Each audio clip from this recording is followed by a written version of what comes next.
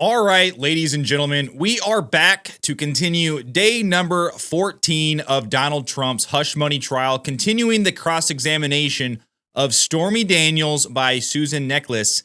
Then following this, we have a redirect of Stormy from the prosecution. Also, we have Donald Trump's former CFO's assistant.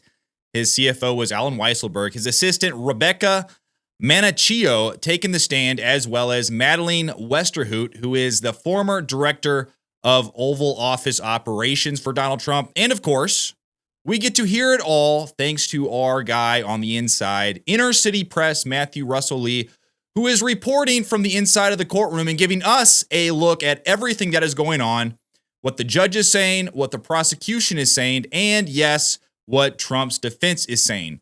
But I want you to pay attention to something and let me know if I am wrong when I go through this. During the redirect of Stormy Daniels, every single objection by the defense is overruled by Judge Merchan, while previously, when the defense was cross-examining Stormy, every objection by the prosecution was sustained. And the judge also prevented multiple pieces of evidence from being admitted by Trump's defense. And let me know if I'm correct or if I'm imagining things. Oh, and please smash that like button while you're at it. I'd really appreciate it. But we're back from break, and Trump's lawyer, Necheles, is continuing the cross-examination. She's like, whoa, what is that smell? Did someone bring in a bad tuna sandwich? Oh, wait, no, that's just Stormy Daniels walking up to the witness stand. But she continues the cross-examination, and she says, all right, Miss Daniels, do you recognize this Making American Horny Tour flyer from your Instagram? Stormy says, yes. And at the golf tournament, President Trump was probably the biggest celebrity, right? Stormy says, it depends. People recognized me too. Well, when Vogue interviewed you in 2018, you said you never felt in danger. He wouldn't have run after you. You didn't mention the bodyguard. Stormy says, I don't control it. Vogue is a fashion magazine. Sometimes I give too much details. Well, Mr. Cohen paid you, not Trump. Is that right? Well, my lawyer, Keith Davidson, paid me. But the money was from Mr. Cohen, right? Daniel says, I understand that, but I have no proof. Well, you know that this is a business records indictment, correct? Stormy says, there are a lot of indictments. Necheles has moved to strike, overruled by Judge Merchan. Susan Necheles says, no further questions. And now the prosecutor is moving for the redirect of Stormy Daniels. But before that, she says, Judge, can we have a sidebar, please? Merchan says, yes, approach. And this time it's Emil Bove who stays with Trump at the defense table. They're chatting. And on the witness stand, Stormy Daniels puts her chin on her fist. And now they're back for the redirect. And the prosecution asked Daniels, you were asked if fear was part of your reason for signing the NDA. Is that correct? Objection! Overruled. Another overruled objection for the defense of Donald Trump. But the prosecutor says your lawyer advised you to sign it, right? Stormy says he said, get high, stay high. And there was no lawsuit pending when you signed the NDA, correct? There was not. Okay, let's put up People's Exhibit 171A. These are text messages. And they read, is she ready to talk? And then Dylan said, quote, I thought she denounced it previously. She asked you to read that, right? But she didn't ask you to read the very next box where Gina says you never did, right? Stormy says she didn't. And the In Touch interview says lightly edited. Did she ask you about that? Stormy says no. And you didn't tell every single detail to Anderson Cooper, did you? Stormy says, I did not. And then they have a sidebar. And afterwards, Judge Merchan says, Miss Hoffinger, you may clarify to the extent we discussed. And the prosecutor, Susan Hoffinger, says, well, you told Anderson Cooper that you had sex with Mr. Trump and you told him what happened in the room. Trump's lawyer, objection. Merchan, overruled. Please approach. Then they have a sidebar. And the prosecutor just continues on with the question. She says, you told Anderson Cooper a lot. Stormy Daniels says, I did. And when you said that you would celebrate when Mr. Trump was selected, were you responding to being called a disgusting prostitute? Stormy says, yes. And when Mr. Trump posted, if you go after me, I'm coming after you, were you under the assumption that he was talking about you? Stormy says, I thought so. And you didn't testify to the grand jury in this case, did you? Objection! Overruled. Stormy says, I did not. And in Mr. Trump's lawyer's papers in 2017, he confirmed Michael Cohen was reimbursed. And the prosecutor says, has your telling the truth about what happened with Mr. Trump been net positive or net negative in your life? Trump's lawyer, objection, overruled. So the prosecutor gets to frame this as if Stormy Daniels is telling the truth, and Trump's lawyer objects, and Judge Merchan overrules the objection. Absolutely insanity. But Stormy Daniels says it's been a net negative. Prosecution says nothing further. And now we have a recross from Trump's lawyer, Susan Necheles, and she says, all right, Stormy, these things happened on Twitter, right? Receiving nasty messages from your political opponents? Stormy says, yes. And you wrote that you'll dance down the street when he is selected to go to jail. You were called an aging harlot. Nasty, right? And you jabbed back and said you made $1 million and you just paid for your new ranch. Stormy says, yes. I defended myself on Twitter and I pay my bills. Well, when President Trump posted, quote, I'm coming after you, there was a Republican PAC going after President Trump, correct? Stormy says, I don't know. No further questions. Judge Merchan says, all right, nothing further. All right, Stormy, you can step down. And the prosecutor says, okay, the people call Rebecca Manachio. Where do you work, Miss Manachio? And Rebecca says, I work at the Trump Organization. I've worked there for 11 years. I am a bookkeeper there. I worked at a supermarket, and then I worked at the Trump Organization. And who is the head of the Trump Organization? Rebecca answers, Donald Trump. And who is Jeff McConney, the controller? And what is a controller? I don't really know. And did you also work for Mr. Weisselberg? Yes, I sat just outside his office, and I handled invoices. And did Mr. Trump get a new job in 2016? Yes. And did he have to move? Yes. And where did he move, Rebecca? Well, he moved to the White House. And how then did he get his checks to sign? Rebecca says, Deb Tarasoff gave them to me, and then I FedExed them. And how many would you send at one time? I would send between 10 and 20. And did you ever send a single check? Yes, I did. Did you include a returned FedEx envelope addressed to you? Yes. And if a check was missing, who would you contact? Rebecca says, I would contact Madeline Westerhout. And have you reviewed the documents on the thumb drive? Yes, I have. Okay, let's display People's Exhibit 291. And this is a FedEx invoice from May 29 of 2017. And the prosecutor says, who did you send these checks to? Rebecca says, I sent them to Keith Schiller's home address in D.C. And did there come a time when Mr. Schiller left? Yes. And then you sent them to John McEntee? Yes. And is this from Mr. McEntee to you? Rebecca says, yes, these are signed checks. No further questions. And Judge Merchan says, all right, we're going to take lunch.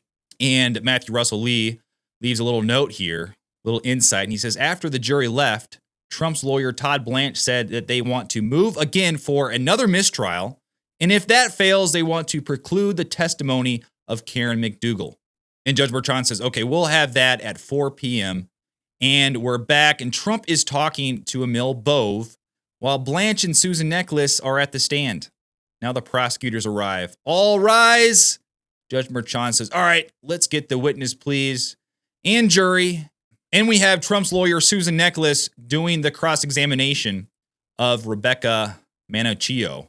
And she starts the cross-examination and she asks, you also sent Ivanka Trump's checks, correct? Rebecca says, yes, I sent them the same way. And do you know if it took the White House a long time to process mail and get it to President Trump? I don't know. Do you know if that's why the checks were sent to people? Objection from the prosecution. Sustained. Judge Merchan sustaining all of the prosecution's objection, steering the narrative in this trial. But Susan Necheles continues, by then President Trump was not speaking with Alan Weisselberg at all, was he? He was not. No further questions. And now we have a new witness. It's Tracy Menzies, and this is one I forgot to mention at the beginning of this video, but she is from Harper Collins. And we have Susan Hoffinger from the prosecution starting off the question, and she says, at Harper Collins, how involved are authors in the production of their books? Menzies says, we work with them. They are fully engaged. And are you familiar with Think Big by Donald Trump and Bill Zanker? Yes, I am. And when was it first published? It was published in 2007, and this edition is from 2021. And can you tell which author wrote which section? Yes, The different sections are in different fonts. And then shown in the exhibit is a half redacted page, which is shown to the jury. And Menzies says, "This is by Mr. Trump, quote, don't trust anyone." And what is this? Menzies says, Mr. Trump writes, "I value loyalty. We reward it. People like Alan Weisselberg, quote, I just can't stomach disloyalty. When someone screws you, screw them back in spades. Getting even is part of doing business." The prosecutor says, "No more questions." And now we have Todd Blanche doing the cross-examination, and he says, "All right, Miss Menzies, those pages were redacted. The book is 300 pages, right? And you were only shown 6. Is that correct?" "That's correct." "And did President Trump thank Meredith McIver?" "Yes, he did." "And could each author have had help?" "Yes." And now the prosecution calls the next witness to the stand. This one is Madeline Westerhout, who is the former director of Oval Office operations for Donald Trump. And the prosecution starts off the questioning. They say, "All right, where do you work, Madeline Westerhout?" And Westerhout says, "I work at a geopolitical consulting firm. I work for the CEO." "And who is paying for your lawyer?" "Well, I got a lawyer who agreed to do it pro bono." "And where did you work?" "I used to work at the RNC." "And how long did you used to work there, Miss Westerhout?" "I worked there from 2013 to 2017. "And did you become aware of the Access Hollywood tape? What impact on RNC leadership?" Westerhout says, "Well, there were conversations about replacing Mr. Trump as a candidate." "And did you spend time at Trump Tower?" "Yes, I did. On January the 20th of 2017, I was taken to my desk right outside the Oval Office." "And did anyone else sit closer to President Trump?"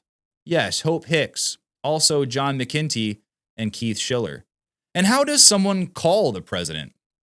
Westerhout says, "They might call me or the Situation Room. If it was John Smith off the street, there were screeners." "And did Mr. Trump use a computer or have an email account?" "Not to my knowledge." "And would he pay attention to detail?" "Yes, he signed things off himself with a Sharpie." "And did you use social media?" "Yes, we used Twitter, now X, and the handle was @RealDonaldTrump." "And did anyone else have access to these accounts?"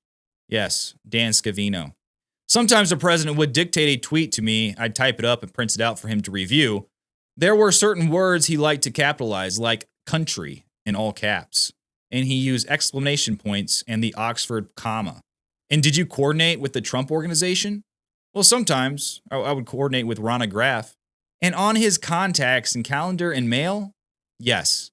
And Trump is whispering to Susan Necheles, and it looks like she's going to be doing the cross-examination of Madeline Westerhout. "All right, Madeline, please read this email." Madeline reads, "I asked Ronna Graff, can the girls get together a list of people he usually speaks with?" And then a smiley face. "And on this list, who is David Pecker? And did you think Michael Cohen and Mr. Trump had a close relationship in 2017? "Well, at the time they did." "And what's this?" "Well, it's an email I sent to Michael Cohen at Trump Organization before he came to the White House." "And how about this?" "These are my text messages with Hope Hicks. I asked her, hey, the president wants to know if you called David Pecker again." "And this?" "It's the mail between Rebecca Manachio and Keith Schiller." "And do you know what the Winged Foot Golf Club is?"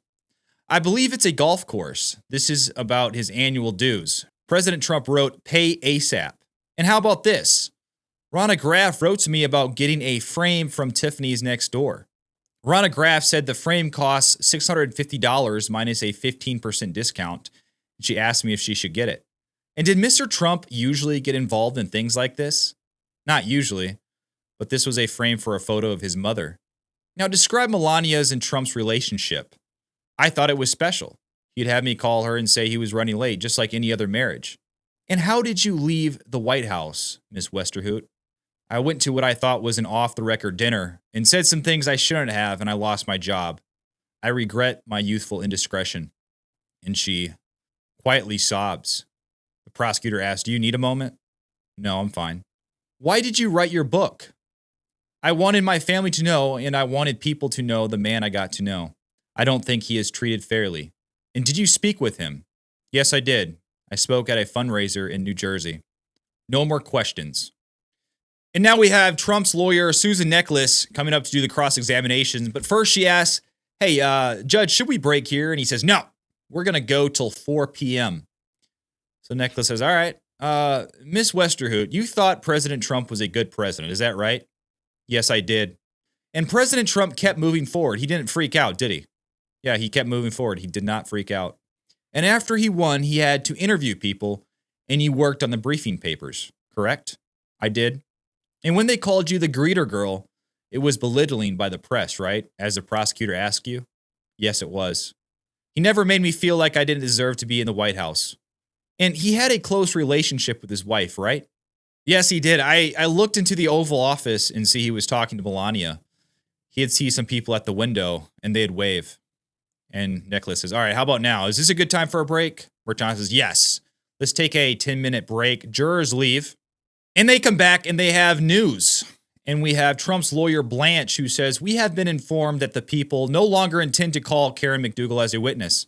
They now only have one major witness, and this is Michael Cohen. And so we asked the gag order be lifted as to Stormy Daniels. Her Lake Tahoe friend went on a political show. He needs to be able to respond. Bertrand says, all right, let me hear from the people. The prosecutor says, the other side seems to be in an alternate reality. The gag order has been to protect this proceeding, and it has been working. This defendant mounts attacks selfishly. There are safety concerns. Changing the gag order now could send a message to other witnesses. The D.C. Circuit said, quote, it is likely to impact other witnesses.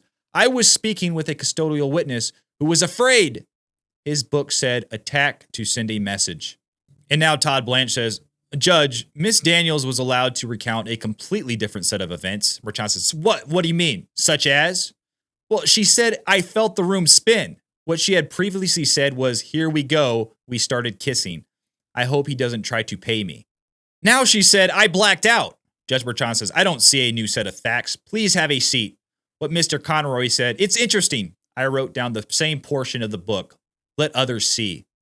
So it looks like Judge Bertrand is not going to allow Donald Trump's gag order of Stormy Daniels to be lifted. Still, even after she was able to come into the courtroom and portray this whole series of events that was completely different than it had been previously. Now, Trump's lawyer Blanche says the government got her to talk about spanking him, and they did not move on. There was a question asked about what the inside of his bathroom looked like. Why? And what was your reaction to seeing him like that? There was a long answer. They asked her what was the difference in height. Why did they ask her that? She said there was an imbalance of power for sure. It doesn't go to motive. She wasn't saying it at the time. There was no basis to ask this. We heard all this for the first time. Now Bertrand says, I sustained some objections. But Blanche says, but the jury still heard the question and often heard the answer. That's why this was so dangerous. And there was also a dog whistle of sexual assault. Now the prosecutor butts in. The claim of ambush is nonsense. Okay, there were details omitted from InTouch. But what about Anderson Cooper? This is not a change of story. Miss Necheles's thorough but misleading cross tested it that the sex happened increases the motivations to silence her.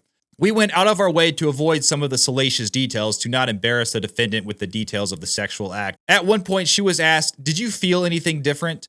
And she was going to say, I felt the skin of a 60-year-old man. We could have put it in an ex parte submission of more embarrassing details we omitted to not embarrass the defendant. Miss McDouglas was on our witness list, but we never said we intended to call her. And Bertrand says, all right, Mr. Blanche, sit down so I can render my ruling. You denied the sexual encounter in your opening, so more details were relevant. Miss Necheles said she thought she couldn't object under my ruling, but she could have and didn't. I sua sponte objected to this trailer park. Miss Necheles hadn't objected. She didn't object to the condom. I have no idea why.